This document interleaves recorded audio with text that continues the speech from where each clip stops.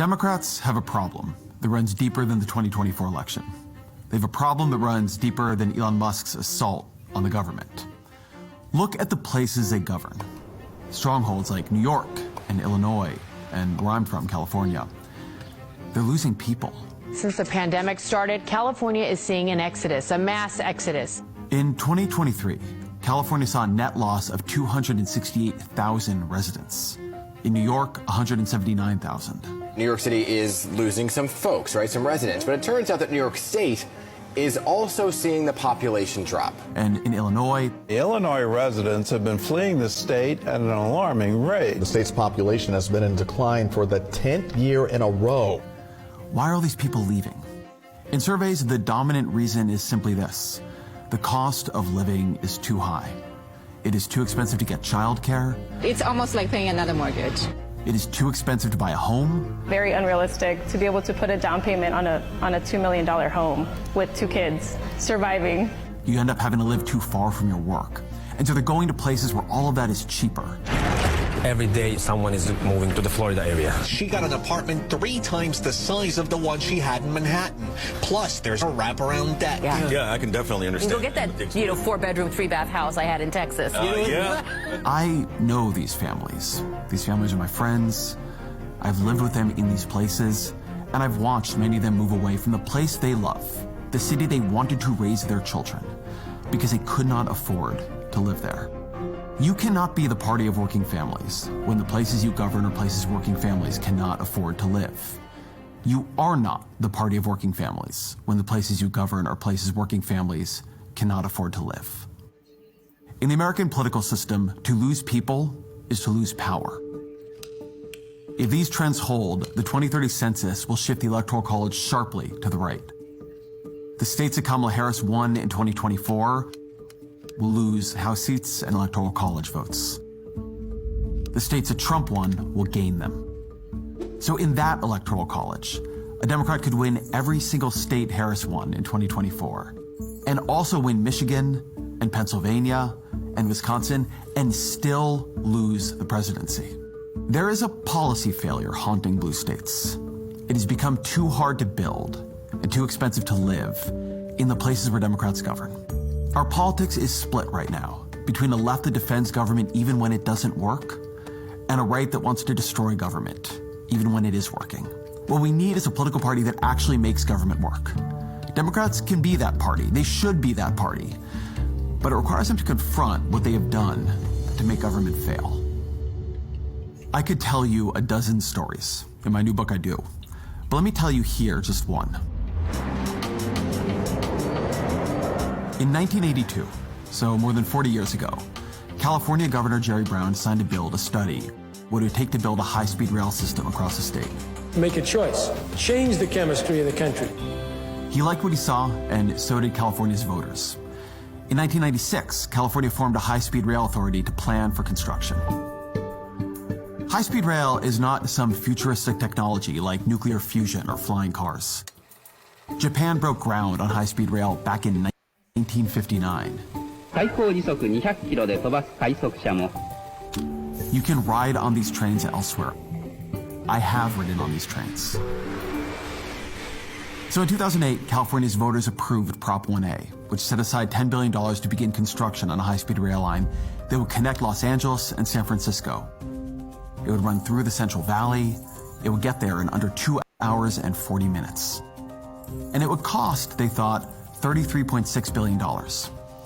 California's High-Speed Rail Authority estimated we'd be able to ride that train by the year 2020. And the news kept getting better for high-speed rail. In 2009, President Barack Obama signed the American Recovery and Reinvestment Act into law. That had hundreds of billions of dollars to build the infrastructure of the future. And high-speed rail in particular had captured Obama's imagination. Imagine boarding a train in the center of a city. No racing to an airport, and across the terminal, no delays, no sitting on the tarmac, no lost luggage, no taking off your shoes. Now, all of you know this is not some fanciful pie-in-the-sky vision of the future. It is now. It is happening right now. It's been happening for decades. The problem is it's been happening elsewhere, not here. Obama wanted it to happen here, In California, where the voters had already begun planning and funding high-speed rail, was the obvious place. And the political stars had just kept aligning. High-speed rail's foremost champion returned. And the most expensive campaign in California history. When Jerry Brown won back the governor's mansion almost 30 years after leaving it. Now, 30 years later, we're within weeks of a revised business plan that will enable us to begin initial construction before the year is out. But it didn't happen. By 2018, it was brutally clear that nothing was going to be rideable by 2020. And the cost estimate, it wasn't $33 billion anymore. It had risen and risen and risen. By 2018, it was $76 billion. Let's level about the high-speed rail. The next year, 2019, Gavin Newsom, who had served as Brown's lieutenant governor, succeeded him as governor. Right now, there simply isn't a path to get from Sacramento to San Diego, let alone from San Francisco to LA. I wish there were. However, we do have the capacity to complete a high-speed rail link between Merced and Bakersfield. Merced and Bakersfield. A line no one would have authorized if it had been the plan that was presented in the first place. The latest estimate just for that line is $35 billion, as much as the entire LA to SF line was estimated to cost in 2008. And even this Merced and Bakersfield line, it's not predicted to begin carrying passengers until sometime between 2030 and 2033, if all goes well. I'm told now that finishing the LA to San Francisco line will cost $110 billion at least. California doesn't have anywhere near that kind of funding for high-speed rail. So they're building what they can right now with no idea of how they're ever going to finish. What went so wrong here? In October of 2023, I went to Fresno, California. And what I heard as I walked that track with the engineers who have built it and the people overseeing it, wasn't engineering problems. It was political problems. There are parts of the high-speed rail line that intersect with freight rail lines. But the freight rail lines, they're so busy in the holiday season that some impose a construction moratorium from October to December. So in those areas, construction just stops for months every year. Why did the authority begin construction in the Central Valley rather than near the megacities? Well, one reason was that when California applied for federal money, the Obama administration wanted bids that would improve air quality in poor communities. And so the $3 billion the federal government offered, it wasn't really to build high-speed rail. It was to begin building high-speed rail in ways that addressed air pollution in specific communities. The Central Valley is poor and more polluted than coastal California. So federal funding went there, and so did the initial construction. But that made it less likely high-speed rail would generate the ridership, the political support, or the financial backing to ever actually finish. And that, of course, is bad for air pollution in Fresno and across the state. Trains are cleaner than cars, but high-speed rail has had to clear every inch of its route through environmental reviews, with lawsuits lurking around every corner. The environmental review process began in 2012, and by 2024, 12 years later, it still wasn't done. What has taken so long on high-speed rail is not hammering nails or pouring concrete. Good morning, all. Welcome to the California High-Speed Rail Finance and Audit Committee meeting. It's process. It's negotiating.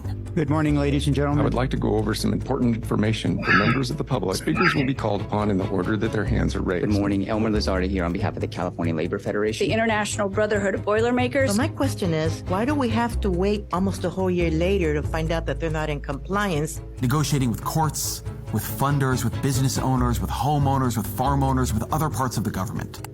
Those negotiations cost time, which costs money.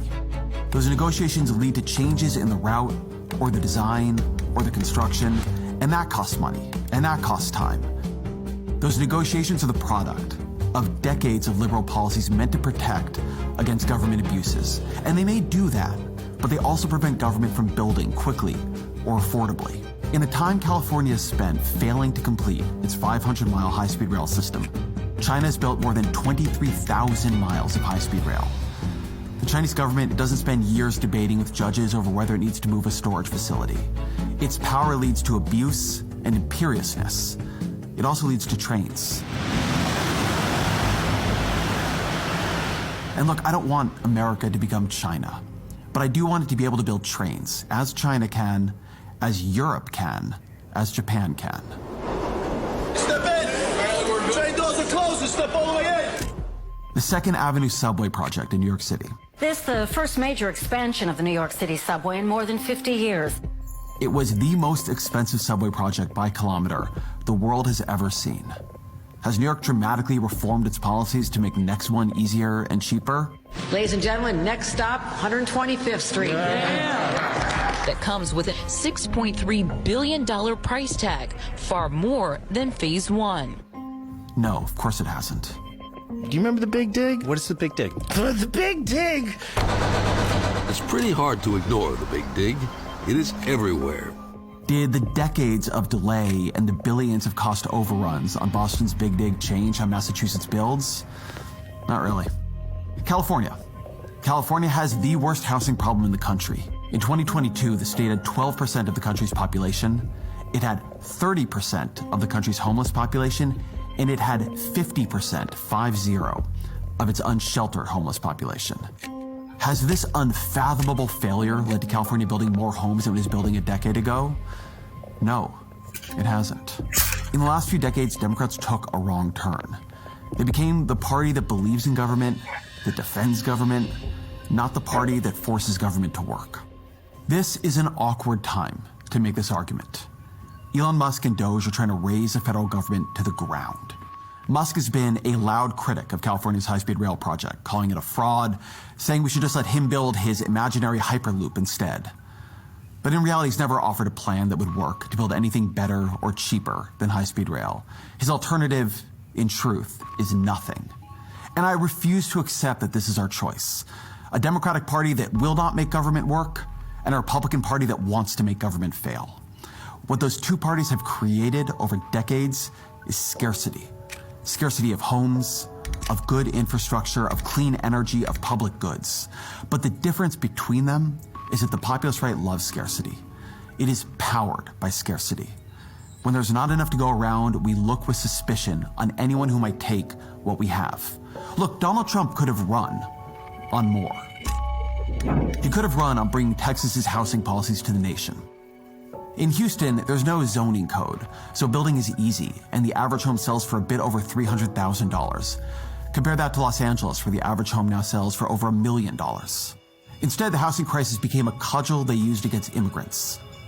25 million illegal aliens competing with Americans for scarce homes is one of the most significant drivers of home prices in the country. As just one example, a vivid one, look at the explosion in rent in Springfield, Ohio, where Kamala has resettled the 20,000 Haitians. Trump could have run on the success Operation Warp Speed had in speeding up the COVID vaccines. Instead, he's slashing government funding for science and medical research and firing scientists. He could have run on making it easier to build energy of all kinds in America. Instead, he's trying to destroy the solar and wind industries. He could have run on making it easier for Americans to make things and to trade them with the world. Instead, he's trying to cut international trade, imposing tariffs and alienating partners. Elon Musk is rich because of SpaceX and Tesla, companies that are built on federal subsidies. But he's slashing what government can do rather than reimagining what it can do. The answer to a politics of scarcity is a politics of abundance. A politics that asks what it is that people really need, and then organizes government and markets to make sure there is enough of it. That doesn't give you the childishly simple divides that have so deformed our politics. Government is not simply good at all times. It is not simply bad at all times. Sometimes government has to get out of the way, like in housing. Sometimes it has to take a central role, like in creating markets or organizing resources for technologies that do not yet exist and that we need and that are too risky for markets to fund. There is going to be pressure over these next few years as Elon Musk and Donald Trump dismantle the federal government to see only the sins of the MAGA right. And don't get me wrong, the MAGA right is dangerous. A resistance is needed. But so too is an alternative. If liberals do not want Americans to turn to the false promises of strongmen, they need to offer them the fruits of effective government. But if Democrats are to become the party of abundance, they have to confront their own role in creating scarcity. Liberals spent a generation working at every level of government and society to make it harder to build recklessly. They got used to crafting coalitions and legislation that gave everyone a bit of what they wanted, even if it meant the final product was astonishingly expensive, or decades late, or perhaps never found its way to completion at all. Then they explained away government's failures. They excused their own selfishness, putting out yard signs saying, no human being is illegal. Kindness is everything. Even as they fought affordable housing nearby and pushed the working class out of the cities they ran. To unmake this machine will be painful, but it's necessary. If liberals don't make government work, zealots like Elon Musk are going to come in and burn it down.